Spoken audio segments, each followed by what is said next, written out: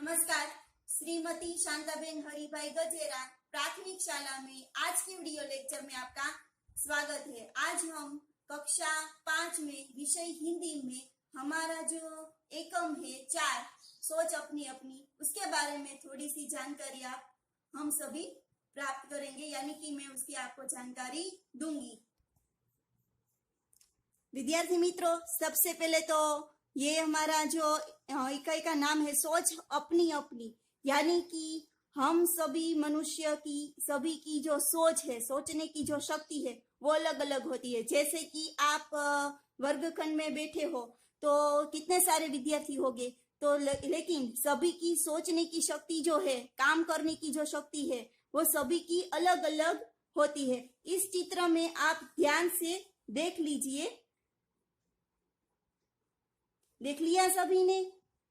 ये एक गांव का चित्र है और सुबह होते ही हम कैसे अपने अपने काम पर लग जाते हैं, इसका यहाँ पर वर्णन किया गया है। सबसे पहले इस गांव में दूर दूर एक पर्वत दिखाई दे रहा है। कितने सारे पर्वत है, तो उस पर्वत के पीछे से जो हमारे सूरज दादा हैं वो निकलते हुए दिखाई दे रहे हैं, यानी कि सवेरा हो रहा है। अब सवेरा होते ही सभी पक्षी अपने घोंसले में से बाहर निकलकर आसमान में उड़ रहे हैं, यानी कि उसका जो काम है वो उड़ना है। जैसे सुबह होते तो वो अपने काम पर ऐसे लग जाते हैं, यानी आसमान में उड़ते हुए दिखाई दे रहे हैं। अब यहाँ पर चित्र देखें तो कि एक जो चरवाहा है वो अपनी गायों और भैंसों को चरवाने के लिए हर रोज सुबह को ले जाता है, यानी कि उसका काम है चरवाना।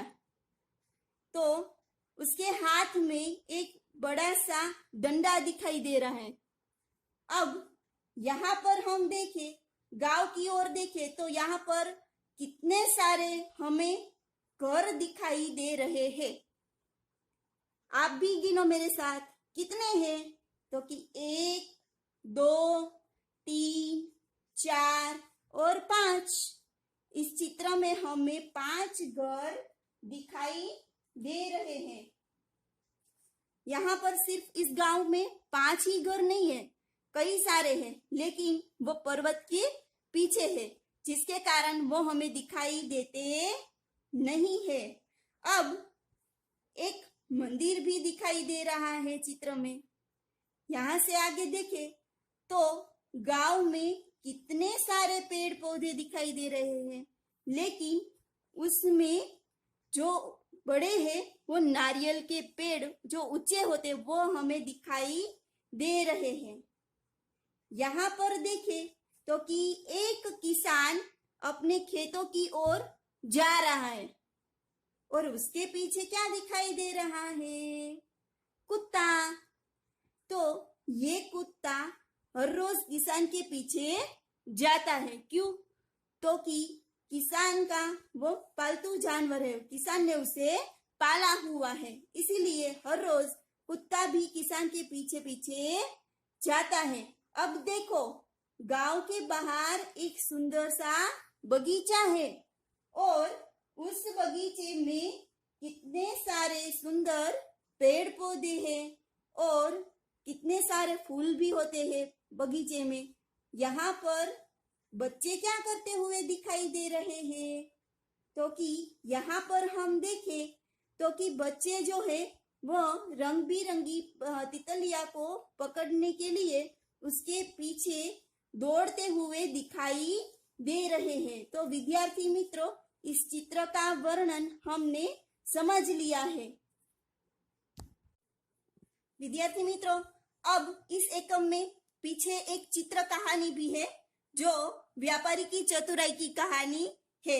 यहाँ पर एक व्यापारी है, वो अपनी टोपियां बेचने के लिए एक गांव से दूसरे गांव जाता है। पहले चित्र में हम देखें तो कि वो अपनी टोपियां लेकर एक गांव में टोपियां बेचने के लिए जा रहा है। अब दूसरे चित्र में हम देखें तो कि वो टोपियां जब बेचने जाता है तो दोपहर का समय हो जाता है। दोपहर का समय हो जाने के कारण उसको कड़ी धूप लगती है और कड़ी धूप में उसे थकान भी महसूस होती है और उसी कारण वो थोड़ी देर ऐसा सोचता है कि थोड़ा सा आराम कर ले, और आराम करने के लिए वो एक पेड़ ढूंढने लगता है।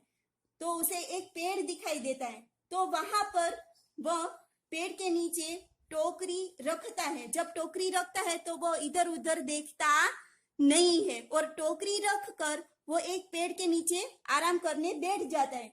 जैसे ही वो आराम करने के लिए बैठता है तो उसे नींद आ जाती है।